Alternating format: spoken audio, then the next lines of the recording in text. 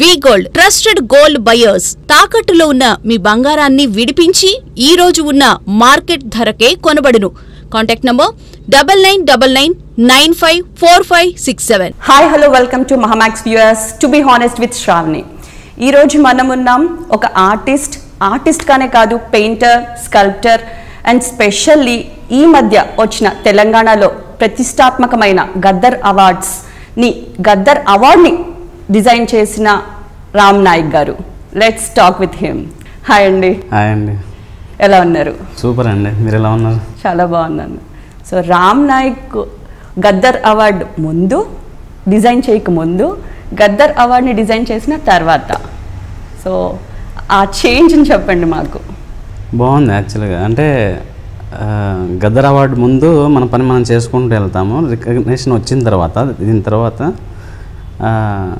కొంచెం అందరూ అప్రిషియేట్ చేయడము, కొంచెం సెలబ్రేషన్, ఈ కైండ్ ఆఫ్ థింగ్ అండ్ కొంచెం చేంజ్ ఉంటుంది.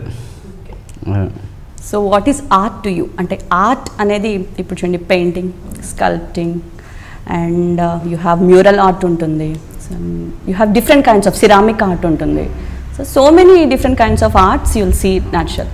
సో జనరల్లీ ఆర్ట్ అనేది తెలియని వాళ్ళకి బేసిక్గా మీరేం చెప్తారు? ఆర్ట్ అనేది వాట్ ఈజ్ మెంట్ యూ, మీ మాటల్లో.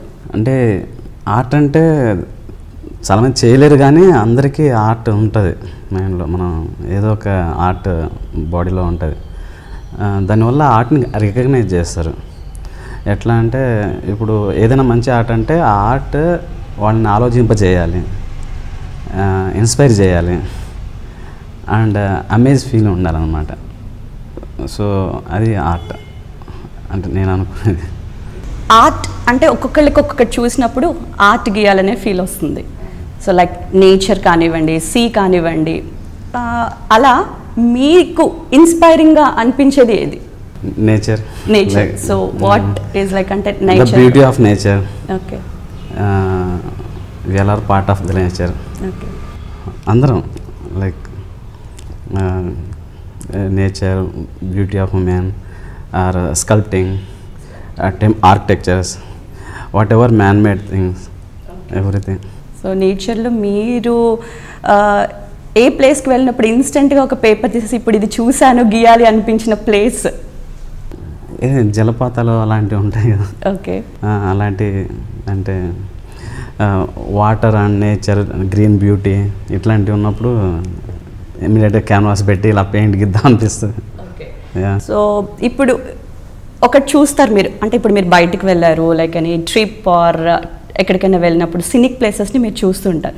మేము చూసేది డిఫరెంట్గా ఉంటుంది, ఆర్టిస్ట్ కళ్ళతో చూసేది డిఫరెంట్గా ఉంటుంది.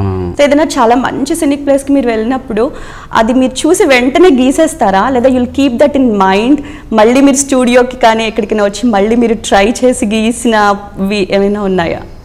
అంటే వెంటనే గీయను, ఫస్ట్ నేను ఎక్స్పీరియన్స్ అవుతాను.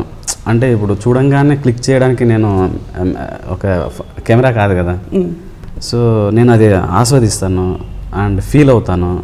ఆ మెమరీస్ని నేను ఇంటికి వచ్చి స్టూడియోలో కూర్చొని అవన్నీ క్యాప్చర్ చేస్తాను అనమాట. అంటే ఆ బ్యూటీతో పాటు నా ఎమోషన్ కూడా యాడ్ అవ్వాలి దాంట్లో. So you're giving traditional touch the modern art అంటారు. డెఫినెట్లీ. ఎందుకంటే ఇప్పుడు అదర్వైజ్ ఇప్పుడు కెమెరా చేసే పనికి, ఆర్టిస్ట్ చేసే పనికి డిఫరెన్స్ ఉండాలి కదా. అవును. సో అంత డిఫరెన్స్ ఉంటుంది. మనం ఎక్స్పీరియన్స్, ఒక ఆర్టిస్ట్ ఎక్స్పీరియన్స్ లేకపోతే అది ఆర్ట్ కాదు అసలు. ఇప్పుడు ఆర్ట్ ఎస్పెషల్లీ ఒకటి గీయాలనుకున్నప్పుడు కొంతమందికి ఒక థాట్ ప్రాసెస్ ఉంటుంది. They will take time to develop that art in your brain or like generally thought of it's like we are viewers. I'm asking about your point, మీ పాయింట్ ఆఫ్ వ్యూలో చెప్పండి. ఒకటి ఏదైనా చూసినప్పుడు ఇన్స్టెంట్గా గీయడానికి ఇష్టపడతారా? Suppose it's like coming to the Gaddar award అని అనుకుందాం, coming to the Gaddar award. So ఇన్స్టెంట్గా గీద్దాం అనుకుంటా, like it's like coffee made art అంటారా? అంటే you'll take a coffee cup ఒకటి తీసుకొని you'll build your thoughts in a process, you keep it in a line, note చేసుకొని then you'll get that best art అంటారా? Or your an instant art, or రెండు చేస్తారా?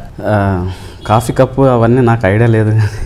Okay, that means like you take some time, coffee mug అలా పట్టుకొని think చేసి మాకు movies లో movies కనిపించాలి. నేను ఇప్పుడు అదే చెప్తాను, మూవీస్ ఎక్కువ Okay, okay, that's not అంటారు. అది Okay. మూవీ ఎఫెక్ట్ కోసమే కానీ ఓకే ఒక ఆర్టిస్ట్కి ప్రేరేపించేలాగా సబ్జెక్ట్ ఉంటే చాలు. Coffee cup or any other thing not required. Drawing thought అనేది ఒక డ్రగ్ లాగా ఉంటుంది. ఇది చెప్పేటప్పుడు జనరల్గా అది ఒక ఐడియా, ఒక పర్సనాలిటీని రిప్రజెంట్ చేసేలాగా ఉండాలి.